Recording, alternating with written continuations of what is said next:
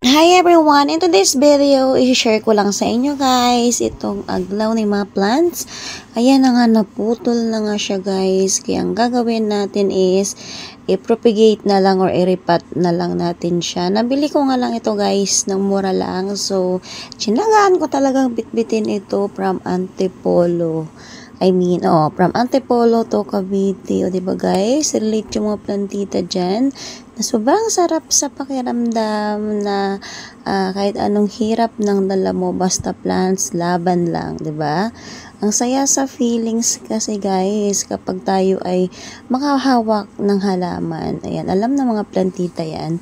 So, ang gagawin ko nga is, i-propagate natin siya. Ayan. Tanggalin ko nga lang guys yung soil kasi nga hindi na matanggal yung pot dahil siguro nga sobrang dami na ng roots nito. Kaya guys, yung aglaw naman natin, lagi natin check. Mostly pag nag-crack na yung kanyang pot, ibig sabihin guys, ayan, puro na yan roots at kailangan na natin silang palitan ng mas malaking pot. Siguro years na to na hindi talaga nare-repot kasi kitang-kita naman guys na ang dami talagang roots. Ayan. Sobrang tigas na nito. So, try nating tanggalin. Ayan. 'Di ba? More in roots at konti na nga lang yung soil kaya siguro nasira na nga yung kanyang pot. Ayan. Tinanggal ko na nga ng paisa-isa.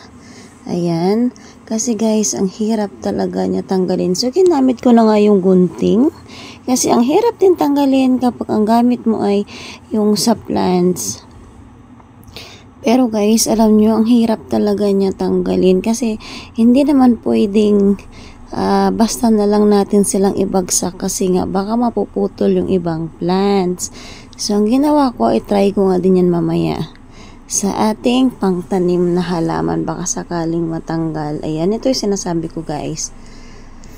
Kapag yan ang gamit natin, medyo mahirap. Ayan, kasi malaki talaga yung space na niya. Ayan, matakot din kasi ako baka maputol yung ibang puno ng aglaw ni Ma. So, tanggalin lang din natin yung isa guys. And then, i-re-repot na din natin mamaya-maya lang.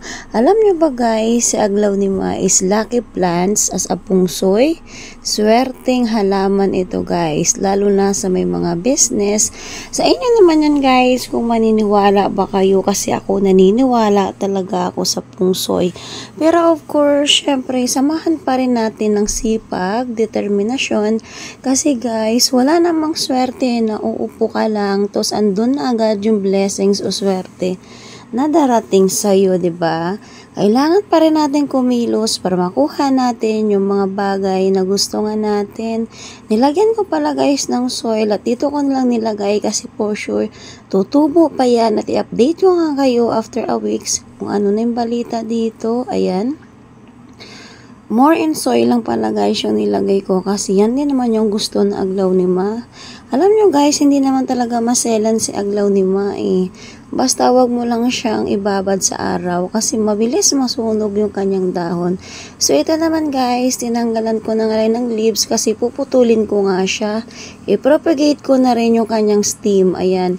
Ginawa ko na nga to before guys sa red leaves na aglaw ni Ma pero sobrang effective at napadami ko nga ito. Dito na nga lang guys na wala-wala kasi nga tinatanggal ng dog ko sa paso kasi ayaw nga nila ng halaman. So ito, update ko rin kayo guys after siguro kapag talagang nakita natin na may progress or lahat ba ay nabuhay. I-cut nyo guys, depende sa inyo. Basta wag nyo lang, i-cut yung medyo may line kasi yan guys eh, parang bukol. Kasi dyan tutubo yung ating mga plants. Ayan, ang tiyaga ko nga guys magtanggal. Basta gusto mo talaga ang halaman, mostly, hindi ka mapapagod. Ayan. Mamaya, papakita ko din yan sa inyo kung paano ko ba sila maripat o kung paano ba magparami ng aglaw ni mga plants. Ayan. Kinat ko na nga guys kasi nga huwag kayong matakot guys na ikat kasi si aglaw ni Ma hindi siya maselan. Mabilis talaga siya tumubo kahit saan mo talaga siya ilagay. Huwag lang siyang mababad sa arawan kasi nga ang mangyari is mag-brown yung dahon niya. Kaya ito nga guys yung ginawa ko. Ayan. sinama-sama ko sa pot kasi guys may nakita ako sa mall na kapag sama-sama siya sa isang pot, mas malago, mas maganda tingnan. Itusok ko nga lang yan dito. Ang ginamit ko dito guys na soil is mayroon siyang rice hull. Stock na nga yung lupa dito para pag nagtanim nga ako is kukunin ko na lang yung pot. Tinusok ko lang pala guys yung aglaonema dyan sa area na yan. Update ko rin kayo guys once na progress na yung aking propagation ng aglaonema.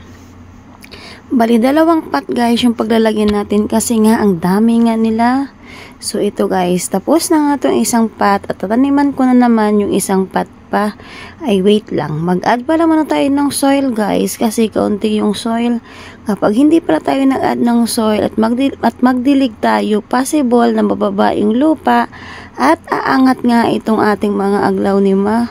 More in soil na ngayon nilagay ko dito kasi nga tulad na sinasabi ko, hindi naman maselan si aglaonema. Kayo guys, ganun nga ba ginagawa nyo? Mostly sa mga beginners na plantita guys, panoorin nyo yung video na to. Talagang marami kayong matutunan, mostly pagdating sa mga plants.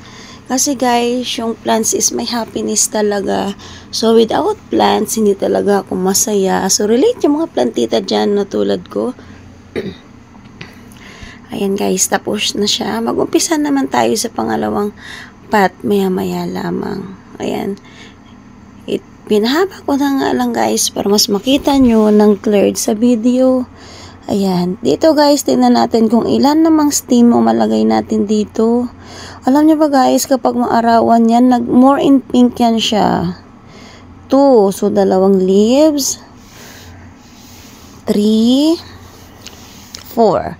O, diba guys, pansin nyo dikit-dikit kasi pag lumago nga yan, ang ganda talaga tingnan. Ipapakita ko rin sa inyo guys, huwag kayo mag-alala at for sure gagayahin nyo talaga itong aking video or yung aking plants. Kung paano ba talaga propagate ng plants na mostly kapag lumago ay sabay-sabay at maganda. Kapag guys na arawan to sa morning sunlight, for sure, sobrang pink yung dahon nito at sobrang ganda. Kasi nga yung aglaonema, the more na arawan sa morning ay the more nagaganda yung mga dahon nila.